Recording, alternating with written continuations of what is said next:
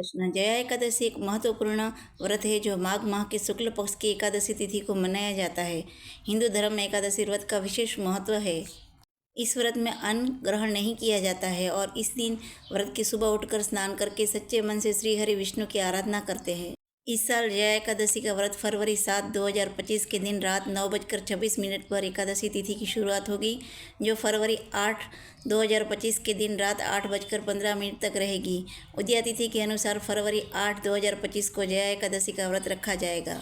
यह एकादशी विशेष रूप से भगवान विष्णु को समर्पित होती है और पापों से मुक्ति दिलाने वाली मानी जाती है।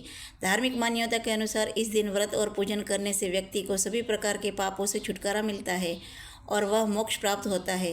पुराणों के अनुसार जो भक्त इस एकादशी का पालन करते हैं उन्हें अगले जन्म में दिव्य सुख और विष्णु लोक में स्थान प्राप्त होता है। आइए हम व्रत की विधि जानते हैं।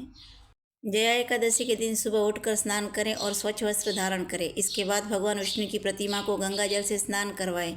फिर उन्हें पीले वस्त्र, चंदन, पुष्प और धूप दीप आदि अर्पित करें। भगवान विष्णु को फल, मिठाइयाँ और तुलसी दल का भोग लगाएं।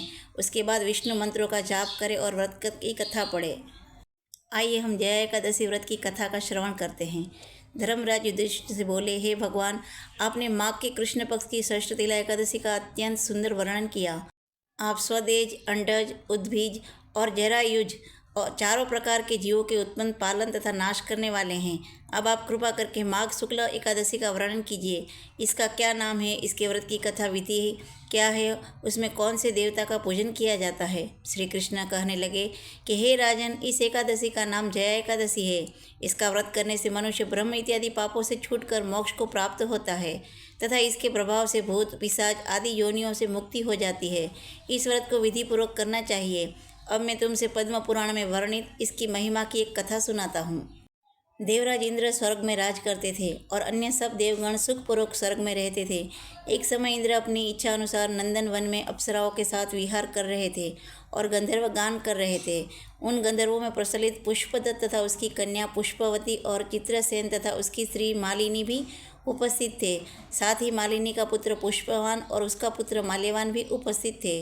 पुष्पवती गंधर्व कन्या माल्यवान को देखकर उस पर मोहित हो गई और माल्यवान पर काम बाण चलाने लगी। उसने अपने रूप, लावण्य और हाव भाव से माल्यवान को वश में कर लिया। हे राजन, वह पुष्पवती अत्यंत सुंदर थी।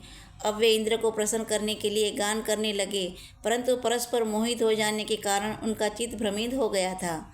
उनके ठीक प्रकार न गाने तथा स्वर ताल ठीक न होने से इंद्र उनके प्रेम को समझ गया और उन्होंने उसमें अपना अपमान समझकर उन्हें श्राप दे दिया। इंद्र ने कहा, हे मूर्खों, तुमने मेरी आज्ञा का उल्लंघन किया है, इसलिए तुम्हें धिक्कार हो। अब तुम दोनों स्त्री पुरुष के रूप में मृत्युलोक में जाकर पिशाच रूप धारण करो और अपने कर्मों का फल भोगो।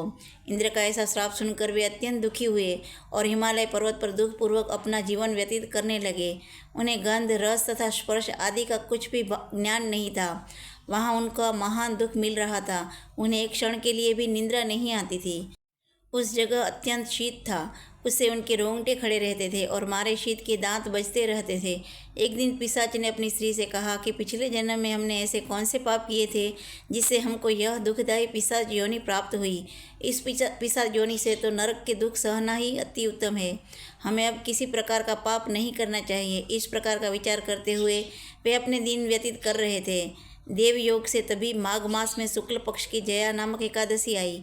उस दिन उन्होंने कुछ भी भोजन नहीं किया और न कोई पाप कर्म भी किया, केवल फल फूल खाकर ही दिन व्यतीत किया और सायकाल के समय महान दुख से पीपल के वृक्ष के नीचे बैठ गए।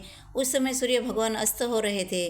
उस रात को अत्यंत ठंड थी, इस कारण वे दोनों शीत के मारे अति दुखित होकर मृतक के समान आपस में चिपटे हुए पड़े रहे। उस रात्रि को उनको निंद्रा भी नहीं आई। राजन, जया एकादशी के उपवास और रात्रि के जागरण से दूसरे दिन प्रभात होते ही उनकी पिशाच योनि छूट गई। अत्यंत सुंदर गंधर्व और अप्सरा की देह धारण कर सुंदर वस्त्राभूषणों से अलंकृत होकर उन्होंने स्वर्गलोक को प्रस्थान किया। उस समय आकाश में देवता उनकी स्तुति करते हुए पुष्प वर्षा करने लगे। स्वर्गलोक में जाकर उन दोनों ने देवराज इंद्र को प्रणाम किया। इंद्र उनके पहले रूप में देखकर अत्यंत आश्चर्यचकित हुआ और पूछने लगा कि तुमने अपनी पिशाच योनि से किस तरह छुटकारा पाया, सो सब बताओ। माल्यवान बोले कि हे देवेंद्र, भगवान विष्णु की कृपा और जया एकादशी के व्रत के प्रभाव से ही हमारा पिशाच देह छूटी हुआ तब इंद्र बोले कि हे माल्यवान, भगवान की कृपा और एकादशी का व्रत करने से न केवल तुम्हारे पिशाच योनि छूट गई, परंतु हम लोग भी वंदनीय हो गए, क्योंकि विष्णु और शिव के भक्त हम लोगों के वंदनीय हैं। आप धन्य हैं। अब आप पुष्पवती के साथ जाकर विहार करें। श्री कृष्ण कहने लगे कि हे राजन युधिष्ठिर, इस जया एकादशी के व्रत से बुरी योनि छूट जाती है। जिस मनुष्य ने इस एकादशी का व्रत किया है उसने मानो सब यज्ञ, तप, दान आदि कर लिया। जो मनुष्य जया एकादशी का व्रत करते हैं वे अवश्य ही 1000 वर्ष तक स्वर्ग में वास करते हैं। जय श्री कृष्ण।